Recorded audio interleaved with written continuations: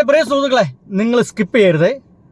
പിന്നെ ശരി, ഏറെ സന്തോഷത്തോടെ അവർ ആ വീട്ടിലേക്ക് താമസം മാറുകയാണ്. നമുക്കും അത് കാണുമ്പോൾ വലിയ സന്തോഷമാണ്. ആര് പണിത വീടാണെങ്കിലും അവരേക്ക് എന്താ വായിച്ചേ? അയ്യോ, എന്താ വായിച്ച? എന്താ നമ്മൾ കേട്ടെ? ആര് പണിത വീടാണെങ്കിലും ഒന്നുകൂടെ കേട്ടോക്കിയേ. കൊണ്ടുവരും. ഇപ്പോ ആരൊക്കെയാ വീട്ടിലാരൊക്കെയാ താമസിക്കുന്ന? വീട്ടില് ഞാനും എന്റെ ഭാര്യ, എന്റെ മകന്റെ ഭാര്യ, പിന്നെ ശരി, ഏറെ സന്തോഷത്തോടെ അവർ ആ വീട്ടിലേക്ക് താമസം മാറുകയാണ്. നമുക്കും അത് കാണുമ്പോൾ വലിയ സന്തോഷമാണ്. ആര് പണിത വീടാണെങ്കിലും അവരേക്ക് ദുരന്ത ബാധിതർക്ക് വേറെ സമാധാനത്തോടെ ജീവിക്കാനുള്ള ഒരു സാഹചര്യം ഉണ്ടാകട്ടെ എന്ന് തന്നെയാണ്. എന്താണ് എന്റെ പ്രിയ മാപ്പറകളെ, നിങ്ങൾക്ക് അത് പിണറായി വിജയൻ ഗവൺമെന്റിന്റെ കാലഘട്ടത്തിൽ ഉണ്ടാക്കിയ വീടാണെന്ന് പറയാൻ ഇത്ര മടി? എന്റെ പൊന്നു സുഹൃത്തുക്കളെ, അതിനെന്താണ് ഈ മാപ്പറകൾക്ക് ഇത്ര മടി? ആര് പണിത വീടുമാകട്ടെ എന്ന് എന്തിനാണ് അവർ അങ്ങനെ പറയുന്നത്? എനിക്ക് മനസ്സിലാക്കണം ചോദിക്കുക. നിങ്ങൾ ആരോ ശ്രദ്ധിച്ചിട്ടുണ്ടാവില്ലേ? വാർത്ത കണ്ട് കേട്ടിട്ടുണ്ട് പോയിണ്ടായിരിക്കും. അങ്ങനെ ചുമ്മാ കേൾക്കാനുള്ളതല്ല ഒരു വാർത്തയും. ആരെങ്കിലും പണിത വീടല്ല, പിണറായി വിജയൻ ഗവൺമെന്റ് പണിത വീടുമാണ്.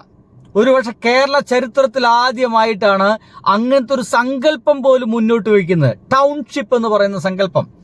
അതിന്റെ ഭാഗമായിട്ട് ആ ടൗൺഷിപ്പിൽ തന്നെ മത്സരിച്ച ടി സിദ്ദിഖായിട്ടുള്ള കോൺഗ്രസ്സുകാരനെയാണ് അവിടുത്തെ ആൾക്കാർ വിജയിപ്പിച്ചത്. അത് പിണറായി വിജയനെ ദേഷ്യം കൊണ്ടാണെന്നൊക്കെ പറയുന്നുണ്ട്. പിണറായി വിജയ അനക്ക് വേണ്ടി കിട്ടിയില്ലേ? ഇത്രയധികം സഹായമൊക്കെ വയനാട്ടുകാർക്ക് ചെയ്തു കൊടുത്തിട്ടും വയനാട്ടുകാരെ നിങ്ങൾക്ക് എന്താ തന്നേ? ഒരു തേങ്ങയും തന്നില്ലല്ലോ. കഴിഞ്ഞ തവണ 4500 വോട്ടിന് വിജയിച്ച ടി സിദ്ദീഖിനെ 40,000-ത്തിനടുത്തൊരു വോട്ടിനല്ലേ ഇത്തവണ വിജയിപ്പിച്ചേ? അപ്പൊ പിണറായി വിജയൻ ഗവൺമെന്റ് അവിടെ വീട് കെട്ടിക്കൊടുത്തിട്ട് എന്താ തനിക്ക് കിട്ടിയേ എന്നൊക്കെ പലരും ചോദിക്കുന്നുണ്ട്. അത്തരം ചോദ്യങ്ങളൊക്കെ നമുക്ക് അരാഷ്ട്രീയ ചോദ്യങ്ങൾ എന്ന പേരിൽ നമുക്ക് മാറ്റി നിർത്താം. എങ്കിലും എന്റെ ചോദ്യം ഇത്രയാണ്: മാധ്യമ പ്രവർത്തകർ ഇതിനെ എങ്ങനെ കാണുന്നു എന്നുള്ളതാണ്. ഇനി എന്താ കാര്യം എന്ന് പറഞ്ഞുതരാം. നമ്മുടെ വയനാട്ടില് ഒരു ഗംഭീര ഉരുൾപൊട്ടലുണ്ടായി. അപാരമായിട്ട് നമ്മുടെ കേരള ജനത മുഴുവൻ വിഷമിച്ച ഒരു പുലർക്കാലം സങ്കടകരമായിട്ട് നമ്മളെ മുഴുവൻ എത്തിച്ചു. അപാലവൃദ്ധൻ ജനങ്ങളും എന്തു വേണം നിങ്ങൾക്കെന്ന് ചോദിച്ചുകൊണ്ട് അവരെ സഹായിക്കാൻ ഇറങ്ങി. നമ്മുടെ നാട്ടിൽ ചെറുപ്പക്കാർ മുഴുവൻ അവിടേക്ക് സഹായിക്കാൻ വേണ്ടി പോയി എന്നുള്ള കഥ നമുക്കറിയാം. അങ്ങനെ ആ വയനാട്ടുകാരെ ഇനി എന്തു ചെയ്യണം, രക്ഷപ്പെട്ടവരെ ഇനി എന്തു ചെയ്യും എന്നാലോചിക്കുമ്പോഴാണ് പിണറായി വിജയൻ ഗവൺമെന്റ് പറയുന്നത് അവർക്ക് നമുക്കൊരു ടൗൺഷിപ്പ് ഉണ്ടാക്കി കൊടുക്കാം. അത് പിണറായി വിജയൻ അങ്ങോട്ട് പറഞ്ഞല്ല, അവരിങ്ങോട്ട് പറഞ്ഞതാ. ഞങ്ങൾക്ക് എല്ലാവർക്കും ഒരുമിച്ച് താമസിക്കണം എന്ന് പറഞ്ഞപ്പോൾ അങ്ങനെയാണെങ്കിൽ നമുക്കൊരു ടൗൺഷിപ്പ് ആലോചിക്കാം. എന്താണ് ടൗൺഷിപ്പ്? വെറും വീടുകളാണ്? അല്ല, വെറും വീടുകളല്ല. അതിനുള്ളിൽ ഹോസ്പിറ്റൽ ഉണ്ടായിരിക്കും, അതിനുള്ളിൽ കുട്ടികൾക്ക് പഠിക്കാനുള്ള ഒരു ചെറിയ സ്കൂൾ ഉണ്ടായിരിക്കും, അവിടെ ബാലവാടികൾ ഉണ്ടായിരിക്കും, അംഗനവാടികൾ അല്ലെങ്കിൽ ബാലവാടികൾ ഉണ്ടായിരിക്കും, അവർക്ക് കളിക്കാനുള്ള കളിസ്ഥലങ്ങൾ ഉണ്ടായിരിക്കും. അങ്ങനെയുള്ള ഒരുപാട് സൗകര്യങ്ങളോട് കൂടി ചേർന്ന ഒരു വലിയ ടൗണ് തന്നെ അവർക്ക് നിർമ്മിച്ചു കൊടുക്കാമെന്നാണ് പിണറായി വിജയൻ ഗവൺമെന്റ് സങ്കല്പം. ആ സങ്കല്പത്തിന് ഇനി എന്താവും എനിക്ക് ഒരു പിടുത്തൂല്ല. നമുക്ക് എന്തായാലും ഇതിലേക്ക് തന്നെ കിടക്കാം. അങ്ങനെ സങ്കല്പത്തെയാണ് യാഥാർത്ഥ്യമാക്കി കൊണ്ടിരിക്കുന്നത്. ആ യാഥാർത്ഥ്യമാവുന്ന ദിവസമാണ് സുഹൃത്തുക്കളെ ഇന്ന് അവിടുത്തെ ഒരു വീട്ടിലേക്ക് ഒരു മനുഷ്യൻ കയറി താമസിക്കുന്ന ഒരു വാർത്തയാണ് റിപ്പോർട്ടർ ചാനൽ വന്നത്. പക്ഷെ അത് അവസാനിപ്പിക്കുന്നത് ഇങ്ങനെയാണ്: ആര് കെട്ടിക്കൊടുത്ത വീടുമാകട്ടെ എന്നാണ്. എന്താണ് ഇവർക്ക് പിണറായി വിജയൻ കാലഘട്ടത്തിൽ നടത്തിയ വീട് പണി എന്ന് ഇവർക്ക് പറയാൻ ഇങ്ങനെ മടി ഉണ്ടാവുന്നത് എന്തുകൊണ്ടാണ്? സുഹൃത്തുക്കളെ, ഇനി അങ്ങോട്ടുള്ള ഓരോ ദിവസവും എങ്ങനെയാണോ പിണറായി വിജയൻ ഗവൺമെന്റിനെ തമസ്കരിക്കേണ്ടത്, പിണറായി വിജയൻ എന്ന് പറയുന്ന ഗവൺമെന്റ് 10 വർഷം കേരളത്തിൽ ഉണ്ടായിരുന്നില്ല എന്ന നിലയ്ക്കായിരിക്കും ഇവിടുത്തെ മാധ്യമ പ്രവർത്തകർ മുഴുവൻ വാർത്തകൾ മുന്നോട്ട് കൊണ്ടുപോവുക.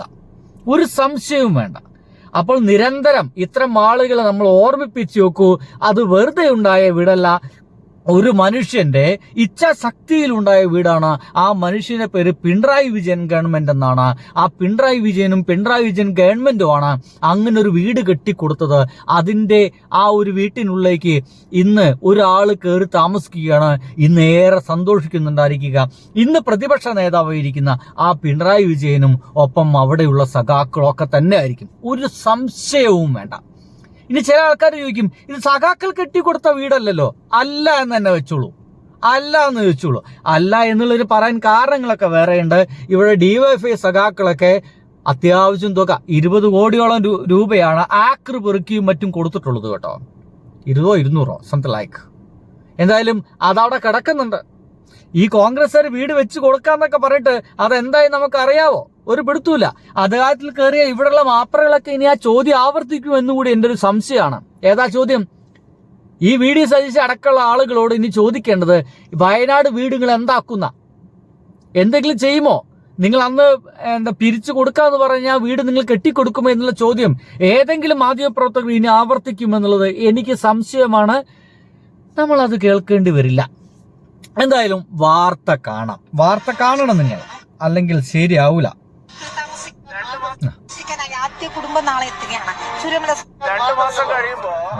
സ്വദേശി വിജയനും കുടുംബവുമാണ് സോൺ 1-ലെ 38 നമ്പർ വീട്ടിലേക്ക് നാളെ ഗൃഹപ്രവേശന ചടങ്ങുകളോടെ താമസം മാറുന്നത്.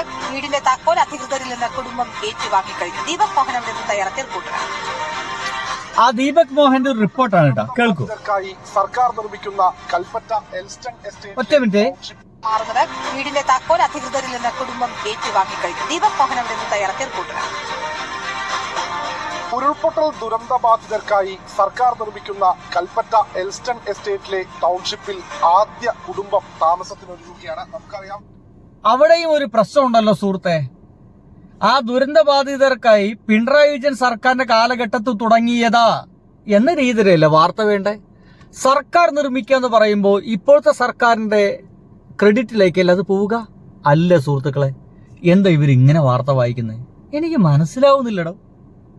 ഫേസ് 1-ലെ 178 വീടുകളുടെ നിർമ്മാണ പ്രവൃത്തി പൂർത്തിയാക്കി അവർക്ക് വീടുകളുടെ കൈമാറ്റം തുടർന്നുകൊണ്ടിരിക്കുകയാണ്. ഈ വീട് ഫേസ് 1-ലെ D38 എന്ന വീടാണ്. ഈ വീട്ടിലെ ഗൃഹനാഥനായ ചൂരൽമല സ്വദേശി കണ്ണങ്കൈ വീട്ടിൽ വിജയനും കുടുംബവുമാണ് ഈ ടൗൺഷിപ്പിൽ ആദ്യമായി താമസത്തിനെത്തുന്നത്. ഭയങ്കര സന്തോഷം തോന്നുന്നുണ്ട്. വളരെ നാളുകളിലെ കാത്തിരിപ്പിന് ശേഷം ഇപ്പോഴാണ് നമുക്കൊരു നമ്മളുടേതായി സ്വന്തം എന്ന് തോന്നുന്ന ഒരു വീട്ടിലേക്ക് നമ്മൾ എന്തിന്റെ നിയോഗമാണെന്ന് അറിയില്ല. താമസിക്കാൻ പോകുന്ന ആളുടെ പേരും വീട് തന്നെ വിജയൻ തന്നെയാണ്. ഇനി അദ്ദേഹം പറയുന്ന ചില വാക്കുകളൊക്കെ കേൾക്കാം കേട്ടോ. ഉദ്ദേശിക്കുന്നത് എന്നാൽ സർക്കാർ വാടക തരുന്നുണ്ട്, വാടക മുടക്കമില്ലാതെ തന്നുകൊണ്ടിരുന്നു. കേട്ടോ, താമസിക്കാൻ തുടങ്ങുകയാണ്, എന്നാലും സർക്കാർ വാടക തരുന്നുണ്ട്. എത്ര തുകയാ? 25,000 രൂപ വാടക അവർക്ക് നൽകുന്നുണ്ട്. ജീവിക്കാൻ വേണ്ടിയുള്ള തുക നൽകിക്കൊണ്ടിരിക്കുന്നുണ്ട്. അതൊന്നും ബ്ലോക്ക് ചെയ്തിട്ടല്ല പിണറായി വിജയൻ ഇറങ്ങിപ്പോയതെന്ന് എൻ്റെ പ്രിയ മാപ്പറുകളൊക്കെ ഒന്ന് മനസ്സിലാക്കുക. ഗൃഹോപകരണ സാധനങ്ങൾ വാങ്ങി അതിന് സർക്കാരിൽ നിന്ന് 1 ലക്ഷം രൂപ തരുന്നുണ്ട്. അപ്പോൾ നമ്മൾ 1 ലക്ഷം അവിടെ നമുക്ക് നിർത്താം. ഗൃഹോപകരണങ്ങൾ വാങ്ങിക്കാൻ വേണ്ടി നൽകുന്നത് 1 ലക്ഷം രൂപയാണ്. 1 ലക്ഷം രൂപയുടെ സാധനങ്ങൾ വാങ്ങിച്ചിട്ട് ആ ബില്ലാണ്ട് കൊടുത്തു കഴിഞ്ഞാൽ അക്കൗണ്ടിലേക്ക് പണം എത്തും. എങ്ങനെയുണ്ട്? അതടക്കം അവിടെയുള്ള താമസിക്കുന്ന ആളുകൾക്ക് വിട്ടുകൊടുക്കുക. നിങ്ങളെ ഇഷ്ടത്തിനനുസരിച്ച് ഗൃഹോപകരണങ്ങൾ വാങ്ങിച്ചോളൂ. 1 ലക്ഷം രൂപയുണ്ട്. അതിനുള്ളിൽ നിങ്ങൾക്ക് വാങ്ങിക്കാൻ കഴിയുന്നതൊക്കെ വാങ്ങിക്കാം. അത്യാവശ്യം വാങ്ങിക്കാൻ കഴിയില്ലേ? അത്യാവശ്യം ഒരു വീട്ടിലേക്കുള്ളിലൊക്കെ എല്ലാം വാങ്ങിക്കാൻ നമുക്ക് സാധിക്കില്ലേ? ഒരു സംശയമില്ലാതെ അദ്ദേഹം വാങ്ങിച്ചിട്ടുണ്ട്. വാങ്ങിച്ച കാര്യങ്ങളൊന്ന് കണ്ടോളൂ.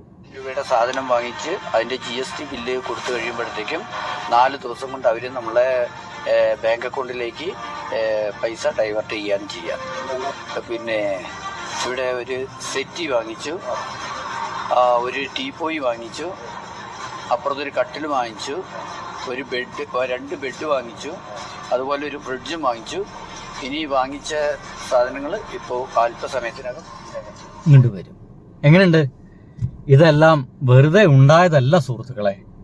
ഒരു ആർജവമുള്ള, നിശ്ചയദാർഢ്യമുള്ള ഒരു ഗവൺമെന്റ് ഉള്ളത് കൊണ്ട് മാത്രം സംഭവിച്ചു പോയ കാര്യങ്ങളാണ്. മനസ്സിലാകുന്നുണ്ടല്ലോ അല്ലെ?